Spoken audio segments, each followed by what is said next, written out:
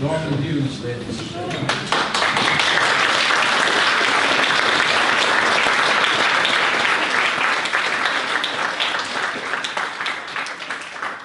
First of all, ladies and gentlemen and fellow athletes, really thrilled to be with you. Thanks so much for the invitation, because there's a big group in this room who've really been inspirational in my life over the last 3 years since we first met down in London in 2015.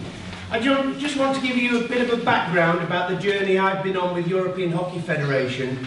I joined them 15 years ago, so it'll be a 10 or 15 minute chat about where we're at and the plans for the future, which we hope you'll be a big part of. Somebody, I don't like talking about myself, but somebody said they wanted a bit about myself, so I'm Norman, I'm a Yorkshireman, no visa needed today to come down to Birmingham. But a maths teacher told me when I was 16 that I wasn't big enough to play football.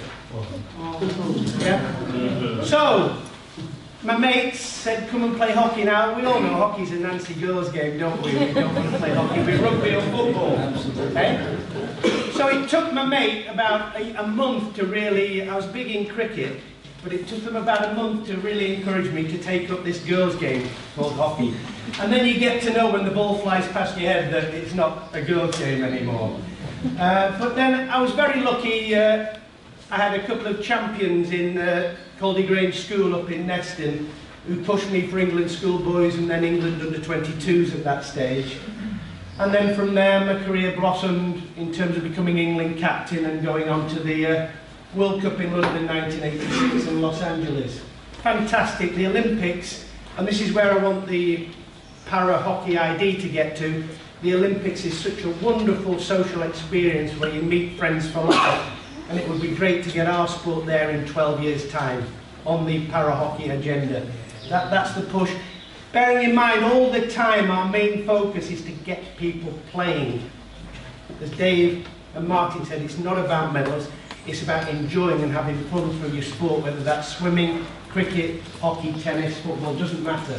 Socialising with mates.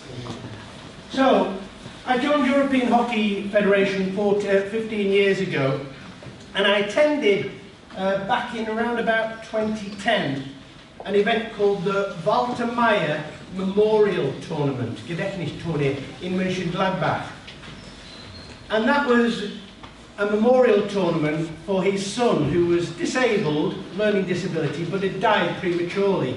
And he put on this event, he staged it every year in Mönchengladbach. And me and the vice president from Spain, Jorge Alcoba, stood watching this event and said, we must go there, we must do something. And it took us 4 years to convince the Board of European Hockey that if a nation wants to stage the European Championships, that's not good enough. They must stage alongside it a para-hockey event. Otherwise, they don't succeed in the bid. It took us 4 years of knocking down doors to get there, but we achieved it about 5 years ago. So when we got to London in 2015, it was an official part of the European Championships. In Amsterdam this year, it was an official part of the event. We had to be there. Okay? And because my organisation has certain values, inclusive, positive, accountable, dynamic, we must be there. If we're not there, how can they claim all these things? So we won the battle. As you're fighting your battles with the local authority now for funding, we won the battle, but it takes time, and it takes, no, I'm not going to accept no for an answer. I'm going to keep knocking on the door. And so good luck with your campaign, and if I'm around here, I'll come and stand outside with you as well. But the inclusive element is a massive part of the event. To see the friendships that build up between the Italians and the Germans and the Portuguese and the English, it's wonderful. These guys come back and suddenly they're back with a friend they met 2 years ago in London, and now they're in Amsterdam. And it's just wonderful to see that building up of relationships. So Amsterdam it was. Click over that. That's the back of some young girl from Ireland. And it was in a newly built they'd just demolished their old stadium and newly built the Wagner Stadion. So we had our finals in this 10,000-seater stadium. It's actually the Wembley of hockey, to be honest with you. All around the world, if there's one stadium that the top stars want to play in because of the atmosphere, and we all experienced the atmosphere, we watched a few games there, this is the stadium. It's like the Wembley of hockey, to be honest with you. And that's the journey we've been on. In 2011, only 4 nations entered. And then it staggered up to 5 nations in 2013, and then 6 nations in London 2 years ago, where we used Old Loudtonians for our pool games, and then went into the Olympic Stadium for our finals. And then we had started to hold annual para-hockey forums in Brussels head office, where we invited the leaders to say, right, these are our plans, but what extra would you want us to do? What more help can we give the sport? And we had 3 new members join us, Belgium, France and Ireland, suddenly said, we'll come to Amsterdam, we'll get teams together. And the Irish only started playing para-hockey in September, October last year. Very, very young group. Massive risk. But not a risk when you saw the 2 girls dancing and getting their fiddles out at night and playing their drums. They brought such a spirit to the event, the Irish group, didn't they, Steve? So we've grown to 19, but it ain't good enough. We need 12, we need 15, we need 20. So we're pushing across Europe. And we're targeting Bulgaria, Cyprus, Scotland and Wales. Where are you, Scotland and Wales? You should be with us. It's not good enough. So we're knocking on their doors now. And get planning now, Birmingham Mencap, because we need you in Antwerp in 2019. That's where it's going to be. Antwerp, 2019. At Hockey Club Victory, if you want to Google it. Hockey Club Victory. Okay? August 2019. Linked again with the European Nations Championships. Okay, and we hope to have 12 nations there, so that's another 3 on top of the 9 who attended in Amsterdam.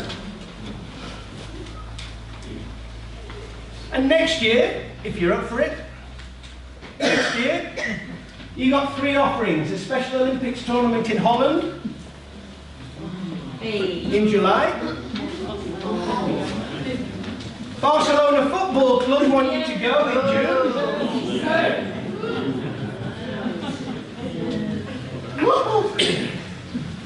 And they're the ones that I think your group should target, either or of those, to be honest with you. Because we've also got a thing called the Irish European Games.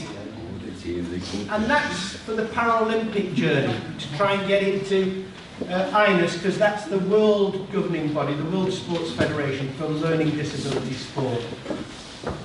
And they're having a multi-sport event in Paris, so there'll be soccer, there'll be athletics, all sorts of sports in the INUS Games in Paris, July. So, there's your menu. Pick whichever one suits the needs of your players and group, and come and join us. We'll be sending details out. We have another forum.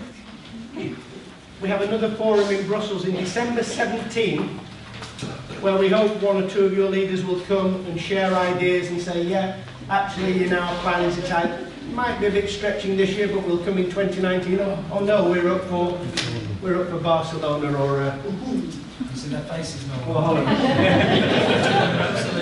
We'll try and get Lionel Messi to own this. I'm sure Ollie will manage it, won't he?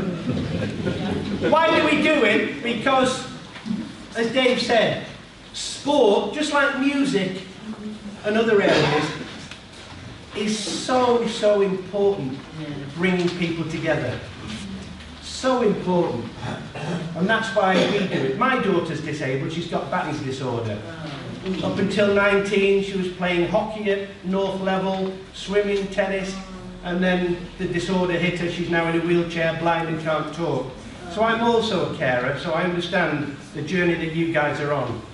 Okay? And hockey claims hockey is for everyone. So you guys have got to be there.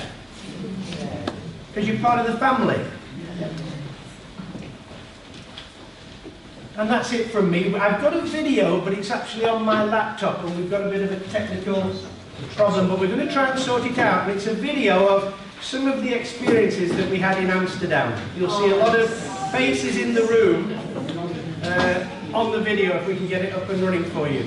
I'm more than happy, I'm not rushing anywhere, so I'm more than happy to answer any questions, but on behalf of European Hockey Federation and World Hockey Federation, can I just say, Martin and Dave, your guys got us out of jail because when I knocked on England Hockey's door, it didn't really open. But because I knew Steve, and we'd met on the pitch at Oldham West Warwick when he coached his under-16s and all that, I said, come on, you can't let me down, you've got to get a group there, mate. Come on. And so we sort of went via England Hockey to Midland Mencaps and said, don't worry England, we've got a team to represent you, no problem. And that took bravery, Steve and Laura, that took real bravery to do, and I really...